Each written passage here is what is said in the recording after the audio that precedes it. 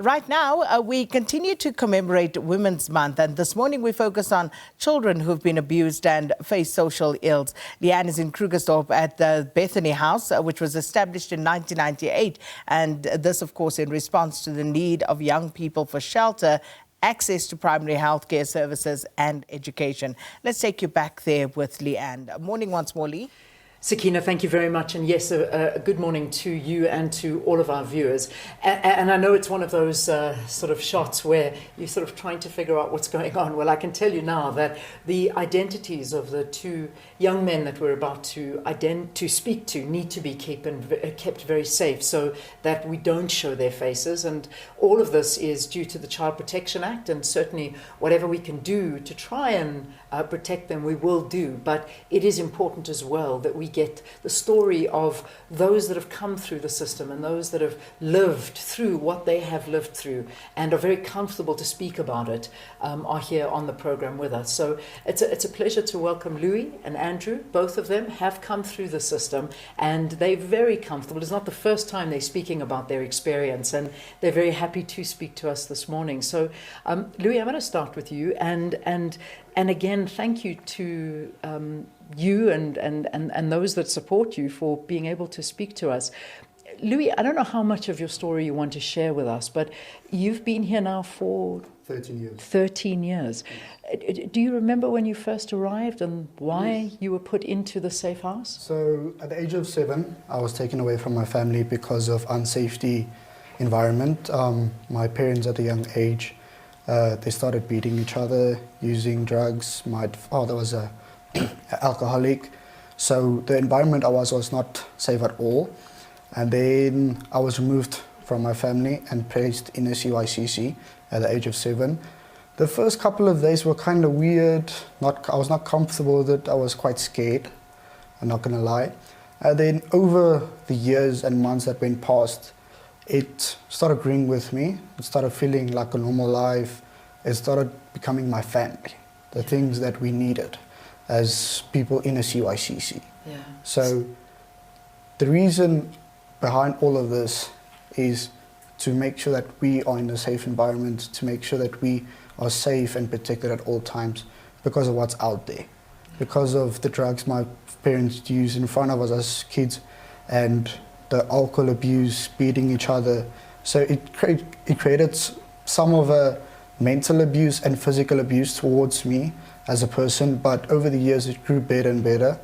And I have become one of my past, and accepting what has happened, but it mustn't lead me to my success in the future towards what I can do. Good. That's a mature way of thinking, but it has obviously taken you many years to get to this point. Andrew, I'm going to ask you the same story. I mean, I don't know if you as sort of willing to share your story as Louie is. Are you the same? Yes, I'm totally comfortable. Yeah. So initially I came to the children's home when I was 9, 10, and I remember the first day I came here, I was terrified. I was scared. I didn't know what to do. I mean, I just got taken away from my parents. But I feel like it was for the better, definitely, because I mean, I came out of a household where alcohol abuse was major, and it was just constant fighting every night, and I mean, like going to school even, like with that thought of, damn, my parents fought last night. I mean, it's not really nice. But coming to Bethany House, I mean, it's really been a lifesaver. I mean, it's changed my life for the better. I feel like I am able to succeed further in life thanks to the CYCC and the people that are here. I mean, I grew up making a new family for myself here at Bethany House. Yeah. Yeah. Which is incredible, because I know the two of you are like brothers, which is even nicer that you have got such a nice and close relationship with one another. But, you know, sometimes people question whether, obviously it's safer for the two of you to still remain here and finish the schooling system, because that's still what you're busy doing at the moment. But, you know, some people feel that they will follow in the footsteps of their parents or what they know. And it's a sensitive question to ask you, but, you know, alcohol was something that you saw in your past. Is it something that you you're scared of? Is it something you wouldn't want your future to consist of? I wouldn't want my future to consist of, alcohol abuse in general, any type of abuse. I mean, it's more like I'll break that cycle, you know. Yeah. My family that used to abuse alcohol bad. It's time to break that cycle, you know. Yeah. So I definitely don't see myself in the near future. Nothing like that. When was the last time? Are you in touch with your parents? Do you ever see them? Are they in touch with you? I am in touch with my mother currently, but furthermore, and my elder sister and her husband. But furthermore, it's other family members. No, not at all. No. Better. It's better. It's better that way. Yes. Louis, you? For me, it's kind of difficult. I see my father almost regularly, creating a relationship with him that was never there. When it comes to other family members, I don't see them as often, but I have a sister that's in my school with me, so I see her almost every day. It's quite nice to see her. But when it comes to other family members, I don't communicate as well as I do with my dad or my sister.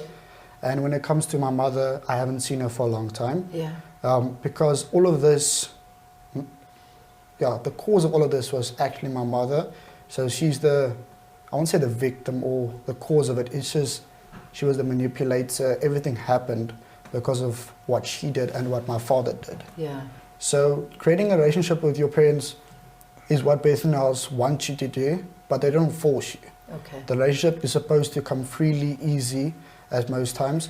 So if you feel like you don't want to create a relationship, like Andrew said, and you don't feel comfortable, they respect your wishes and everything. Yeah. So they don't force you into creating a relationship with your family or anything. They want what's best for you when you feel comfortable about. Guys, what do you want to do? I mean, we've got to wrap this up, but what do you want to do in your future?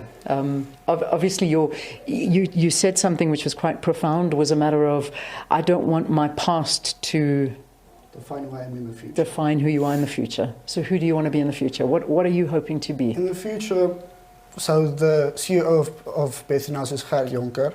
Yeah. I would like to be him one day, to create NPOs for women that don't have shelters, for women that have babies and stuff, to create NPOs to improve the world and to create a better place and safer place for children. Amazing.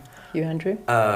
You see, I don't really have dreams. I've got long-term goals. Good. So I think I really want to go into the acting industry when I get older. Yeah. Just completely leave the past behind me. I mean, I don't want to have anything to do with it. Just me, my future, and focusing on what's right, and Amazing. Guys, what a pleasure speaking to you, young gentlemen. You really are.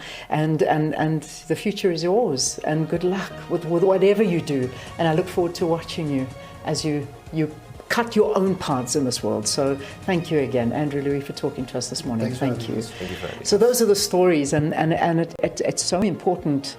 What we're trying to achieve here is to talk, obviously, as we wrap up Women's Month, but, without the support and the structures around, and great young men like this that are moving into society to try and better not only the children but the women of South Africa, this is what we need to do, and we need to focus. Never leave anyone out along the route, and that's what's so important.